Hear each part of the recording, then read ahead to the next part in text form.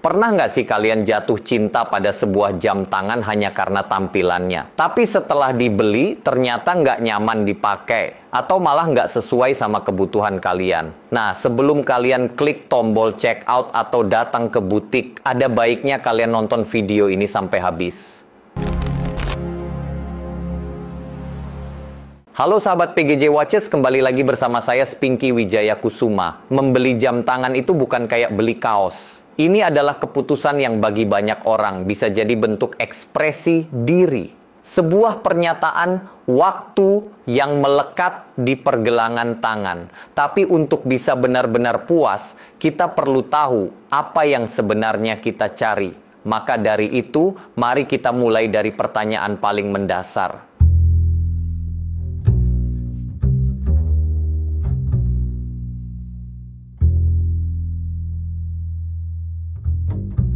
Apakah jam ini akan kalian pakai sehari-hari atau cuma untuk acara formal? Atau bahkan ini akan jadi bagian dari koleksi dan jarang dipakai? Tujuan ini akan menentukan segalanya, dari bahan case, tingkat water resistance, sampai desain strapnya. Misalnya kalau kalian butuh jam yang bisa dipakai ke kantor dan langsung lanjut nongkrong malam hari, model seperti Tissot PRX atau Omega Aquaterra bisa jadi opsi versatile yang pas.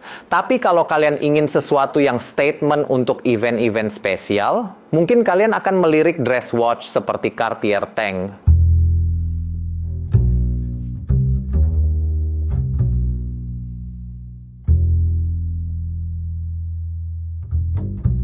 Jam tangan bukan hanya pelengkap outfit, dia harus selaras dengan aktivitasmu. Kalau kalian tipe orang yang aktif, sering naik gunung atau diving, jelas kalian butuh jam tangan tool watch seperti Seiko Prospex, Tudor Pelagos, atau bahkan G-Shock Frogman. Tapi kalau kalian sering menghadiri pertemuan formal, gaya klasik dengan case tipis dan leather strap mungkin lebih tepat. Jangan sampai jam tangan mewah kalian malah berakhir di laci karena nggak tahan air saat hujan turun.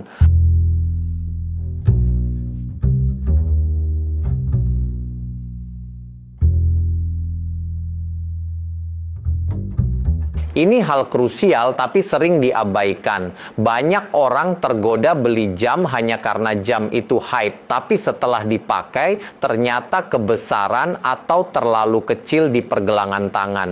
Ukuran bukan cuma soal diameter, tapi juga lock to lock, ketebalan, dan bentuk case. Kalau kalian punya pergelangan tangan kecil, mungkin kalian akan lebih cocok dengan jam berdiameter 36 sampai 38 mm, seperti Rolex Oyster Perpetual atau Hamilton Khaki Field Mechanical. Sementara kalau kalian suka tampil bold, 41 mm ke atas bisa jadi pilihan menarik. Contohnya seperti jam tangan dari Panerai dengan seri-seri yang memiliki diameter lebar.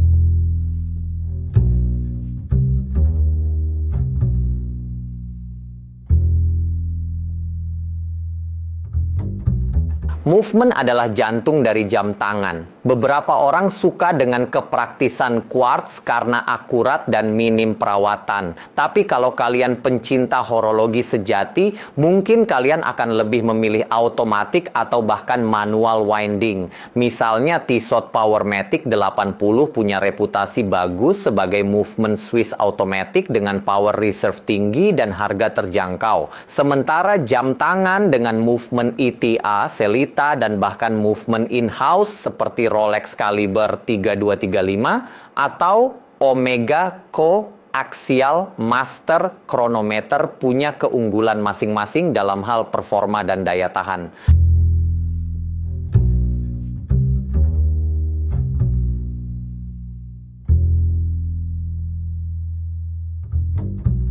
Harga bukan cuma soal bisa beli atau enggak, tapi juga tentang value yang kalian dapat. Apakah jam ini akan bertahan dalam koleksi kalian selama bertahun-tahun? Apakah dia punya potensi untuk mempertahankan, bahkan menaikkan nilainya?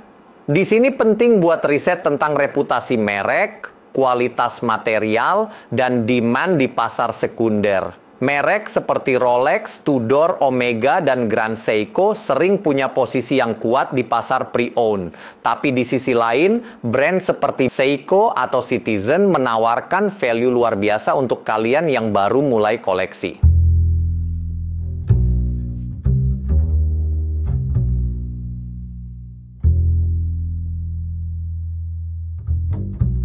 Ini pertanyaan paling penting. Di era media sosial mudah banget terpengaruh hype, tapi jam tangan itu adalah cerita pribadi. Kalian yang akan memakainya, bukan orang lain. Jangan beli hanya karena selebriti pakai atau karena semua orang bilang itu keren. Tanya ke diri sendiri, apakah kalian benar-benar menyukai desainnya? Apakah kalian merasa koneksi emosional dengan jam itu? Karena pada akhirnya, jam tangan terbaik adalah yang membuatmu tersenyum setiap kali kalian melihatnya di pergelangan tangan.